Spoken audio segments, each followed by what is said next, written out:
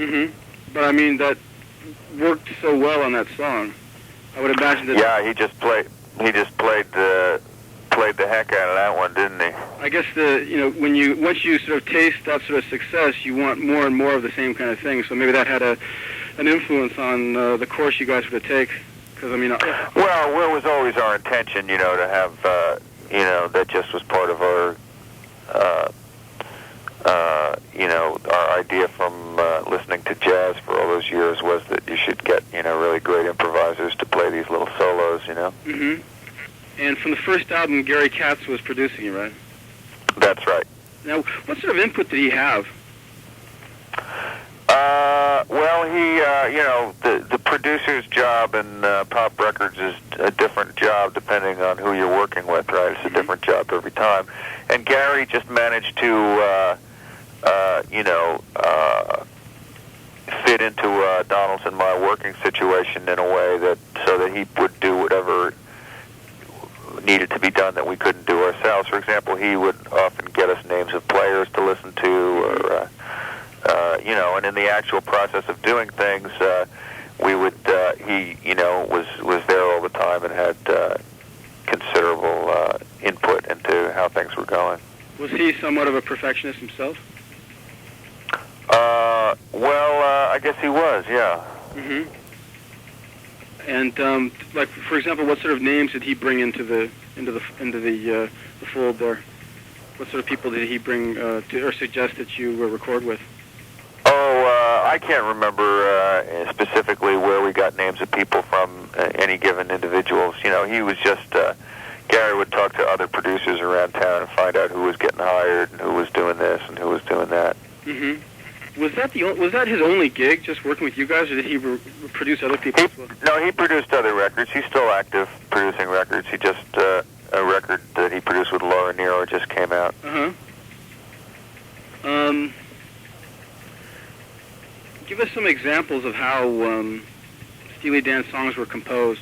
How exactly did you guys work as composers together? Like, what do you have like an example of a very typical Steely Dan song?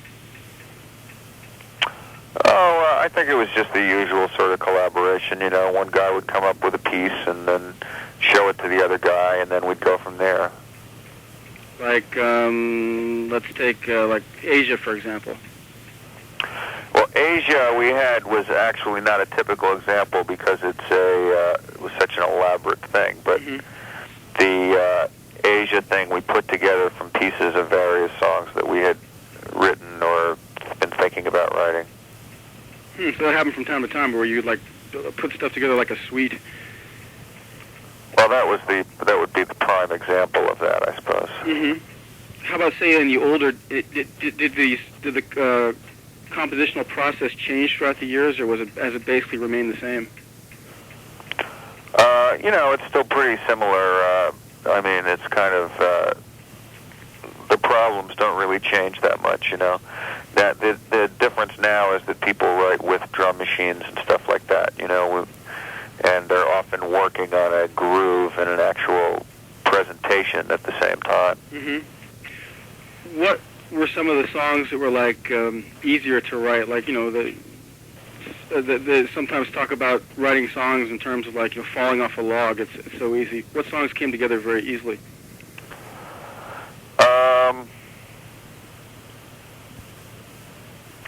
They were all pretty easy. Get out of here. I've got all the cassettes in front of me with all the names of them. I'm trying to pick out something here that would be like like, for example, Bodhisattva, I would imagine, would be very easy.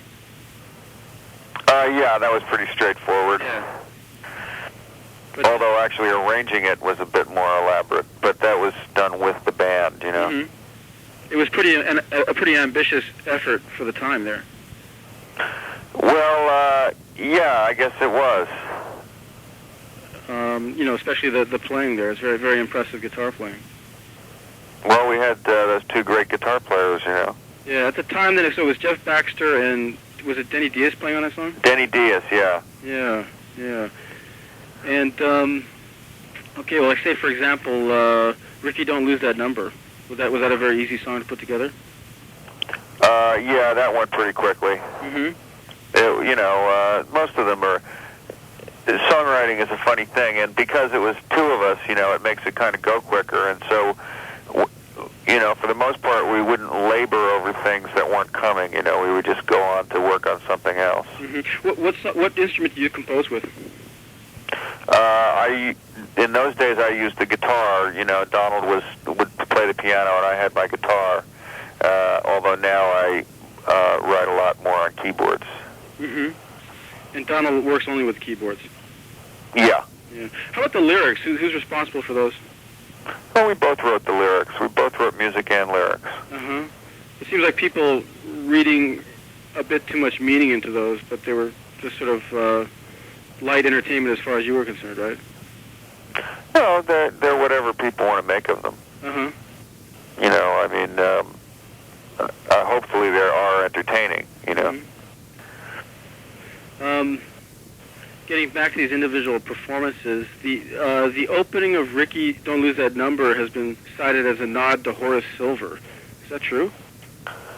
Yeah, there was a famous Horace Silver record that had piano playing that doom, ding, ding, ding bass line. Uh-huh.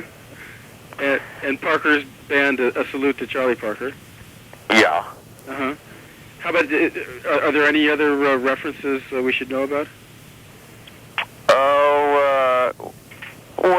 Let me think about that. Although I guess I'm cheating by asking you for the answers rather than seeking it out myself. I guess that's true, but, there's various, it's hard to write music without sometimes, writing something that is somewhat reminiscent of something else. Mm-hmm. What about the idea of like marrying jazz chords with pop textures? Did you have any like mentors you looked up to that you thought were doing that kind of thing and that you wanted to emulate? No, we didn't. We felt like we were doing that kind of thing, and not too many other people were then, or even now.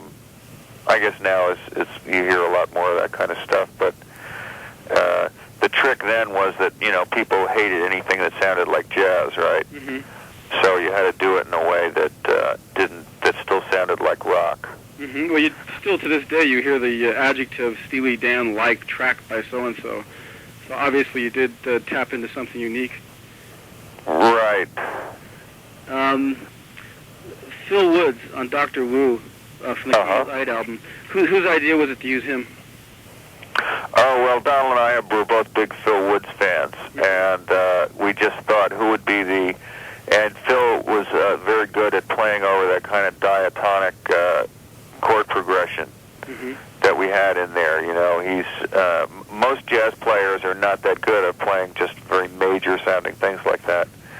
But we've heard him over the years do that really well. Did he get that on the first take, or what exactly happened? No, he did a few takes, but not very many. He was in and out of there so quick that it was ridiculous. Because he's a great musician.